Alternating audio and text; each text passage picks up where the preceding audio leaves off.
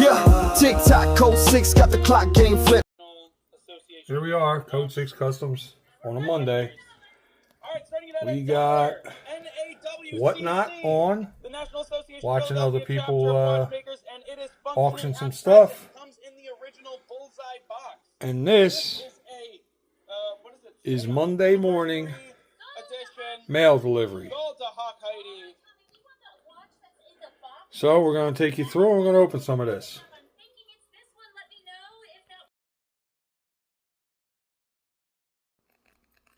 Okay. So I unboxed most of it, took the packaging off, and we're going to take a look at some of this stuff. I forgot about a lot of the stuff that I bought. I know I bought a lot of stuff. I've been recklessly spending. This is going to be a day of impulse buys and evidence of reckless spending. So the first thing I bought was this. These are clearly mechanical watch movements. I did take them out. They do run. I don't know what I'm going to do with them.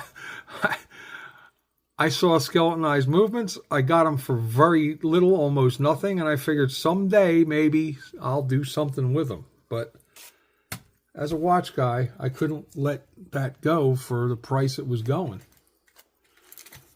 Ditto this. This is a Nevada Watch Company chronograph case. The pushers are functional. No crystal. Interesting band, strap, whatever. Will I ever use it? I don't know. If I come up with a Nevada Gretchen chronograph, or if one of my friends in the watch community says, hey, I'm looking for a Nevada Gretchen chronograph case. I got you, fam. From the same seller, got a couple trench watch cases. This one actually had this dial in it. Day, night, 8 day. 2 dial feet. So it's Swiss. And yeah, it is marked Swiss. So that's good. It's a double sunk dial. It's not, it's not garbage. I just don't know what it is. The case, it has yellowed crystal. It's marked B, and whatever this is.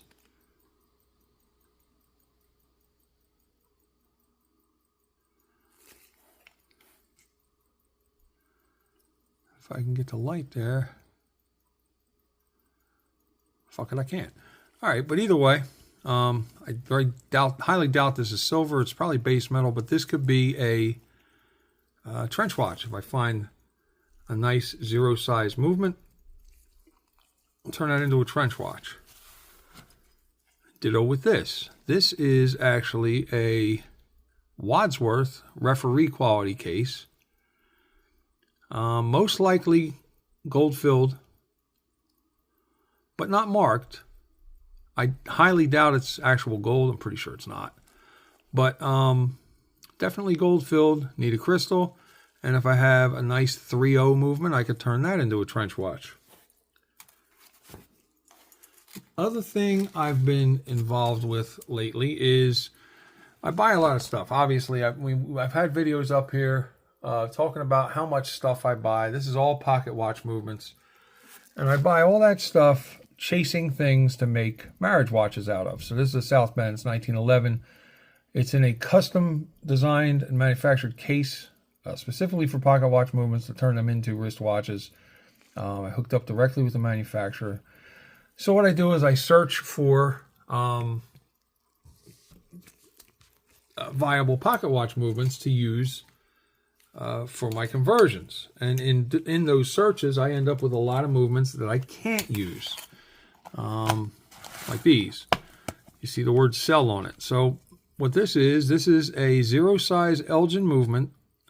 Zero size would be the size that I use for the 36 millimeter conversions, but Crown's at 12. Can't use it. Excellent running movement. I just couldn't use it. So get myself a 0 size pocket watch case it up, throw it on eBay, and let them fight it out. And that's a fancy dial, so that's going to bring some money. I'm not going to get rich. This is another one. This is another fancy dial. This is a Waltham. Now, the fancy dial ones always bring a little more money because they're a little rarer, and this is actually a very good, almost flawless dial. But again, crown at 12, can't use it. Got an engraving on it. 1910. These are actually on eBay if you want them right now. This is November 3rd, 2025. I think they expire in 3 days, but good running movement. Put it in a gold-filled case. Slap it on the bay. Let it rip. They both already have bids on them. So what I'm doing is I'm taking all the pocket watch movements that I can't use and casing them back as pocket watches. So this is a 6 size. Nice little design. Good shape. Nothing special. It's not silver. Defiance. Very common base metal case.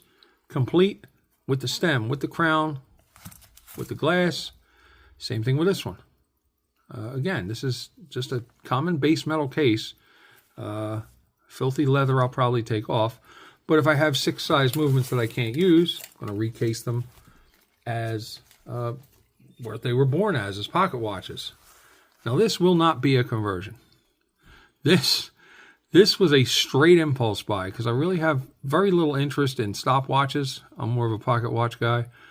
But the plastic case and what I saw here was, first of all, it was going for very cheap. And what I saw was that. The Mil S with a number. And the US at the bottom. So this tells me that this was a military issued stopwatch. Made by the American Athletic Corp. I don't know who FMT4 is, but they were probably issued out and they scratched in theirs, but this is fully functional. The stopwatch hand is not lined up perfectly at the top, but it is a fully functional stopwatch, and it snaps back to 57.5 or whatever. That is a very easy fix. Did a little research on it. This is a legit military stopwatch. Whether it's worth a lot of money, I don't know, but I got it very cheap, and it's interesting. From that same seller, you got some movements. I'll start with the one in the tin, because the ones in the tins usually aren't great. Schwarzschild and Company, Schwarzschild.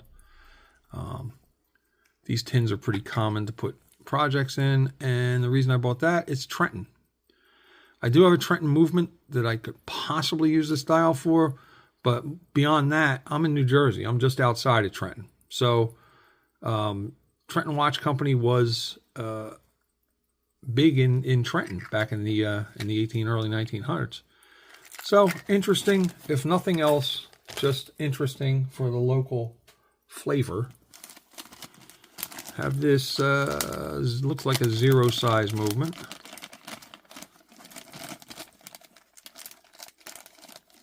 For whatever reason, there was a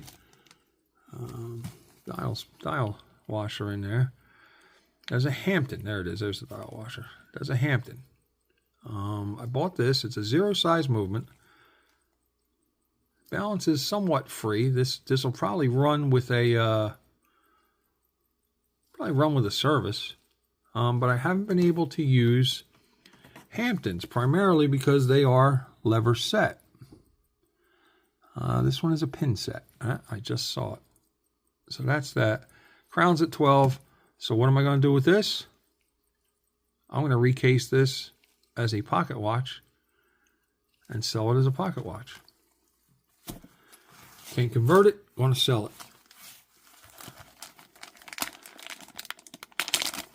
Another purchase from the same seller. This is a Precision. I believe this is going to be Swiss. Definitely dirty, rusted hands. Maybe not Swiss. Maybe not Swiss. Regardless, I'll do some research on it.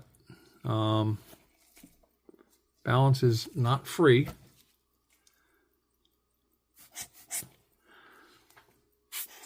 Not even close to being free. But I believe I got this for a couple dollars. So even to hang on to it for parts in case I ever come up with one that needs parts, that was, but still an impulse buy because I knew I couldn't convert it. And yet another impulse buy. This is a very good movement, but it is a 16 size. It is a Hampton. Very good dial. Very nice movement. I don't know about the balance.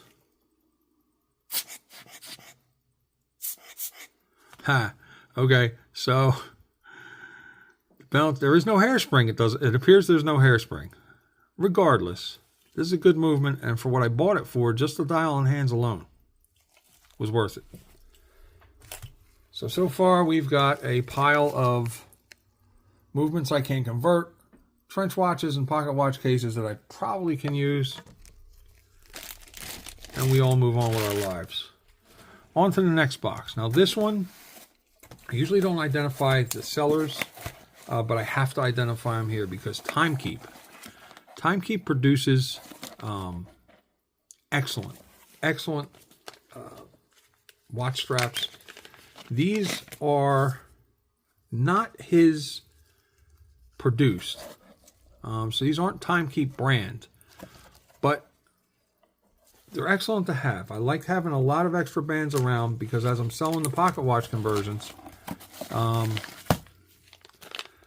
never know when somebody might say, hey, you got a kind of weathered looking 22 millimeter strap. The answer is going to be yes. The straps that Timekeep does produce in his brand are beautiful. This is a Timekeep strap. That's his insignia.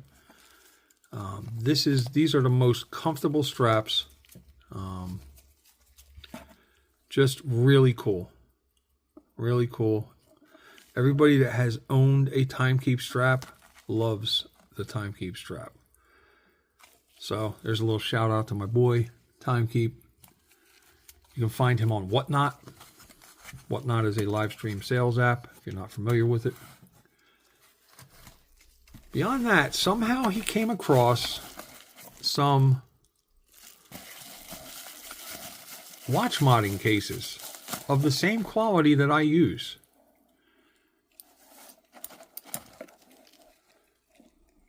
So this is a 40 millimeter Submariner case. This is the same quality that I use. The rotating bezel. I usually use exhibition backs, but still. So he came across 3 of these with 3 bezel inserts. And he also came across 3 bracelets. So this is stuff that I use in my regular watch modding. They're custom built. They're Seiko based automatics, with the exception of this one down here is a Seiko VH31 sweeping seconds hand quartz, 36 millimeter purple mother of pearl. Guy next to it, that is a Miyota 8215 automatic movement. But yeah, that is the watch modding that I started out doing before I graduated into the marriage watches. So it's always good to have parts on hand. And this last one, this wasn't a purchase. This is evidence of one of my people that somebody has become a friend and a business type associate through Whatnot, who supports me doing these pocket watch conversions, knows I'm looking for movements at all times. Ooh, that's nice. And has sent me a pile of movements. Basically saying, take what you need, send back what you can't use, and then we'll talk about a price. So, very, very cool. I don't know if I want to go through all of these. I mean, I really do. I do. I want to go through all of them myself right now. Let me just pull a couple at random. This is a very cool Elgin Art Deco dial, 12 size. Balance looks free. If it's a runner, we're in business. Takes a wind. Seems to be building some tension in the mainspring. Balance is free, but it's not running. Dial and hands on that are beautiful. So that might be something I could do something with. Here, pull out some other interesting looking ones. This one looks pretty cool. Another Art Deco. That is I don't know. It's got a stem in it. So there's a very good chance it is a Swiss movement. That is an Ellesmere non-magnetic.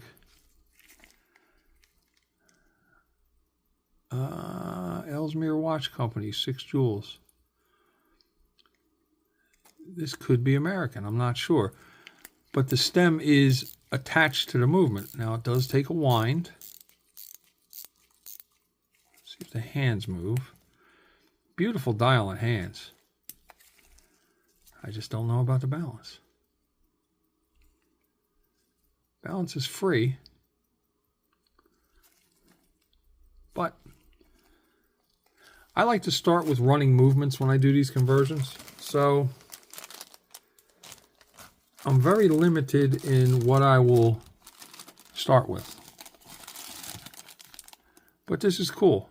When you have a guy that is just going to send you a shitload of movements and say, take what you can use, send back what you can't use, that is really cool and much appreciated if this person is watching. And if not, it's still very appreciated. So I'm going to go through these. It's probably, I want to say there's like 40 in here. That's a really nice Illinois. I'm going to go through these, see what I can use, see what I can't use, see if I can convert some of these into those. And you can get information on them. Instagram at C6C Watches. That's where I do all my pocket watch conversion talk. That's where you can get in line, get on the waiting list. And that's where we do business. I also sell on Whatnot, the live stream sales app. Generally, I put my stuff on Instagram first. If it makes it through Instagram, then I bring it to Whatnot. But very seldom do the pocket watch conversions make it past Instagram. So if you are interested in anything like that, that's where you go. Code 6 Customs, Instagram at C6C Watches. Go over there. I'll talk about the processes. There's actually some videos here on YouTube that will also talk about the processes. And I'm going to wrap this up. Keep this relatively short. But this is a normal day, Monday, of receipts at Code 6 Customs. Appreciate everybody's support. Like this video if you liked it. Follow me if you want to see more. That's that. I'm only saying that because I hear all the other YouTube people say that. Like and follow, like and follow, like and follow. All right, appreciate it. Appreciate the support. And see you next time.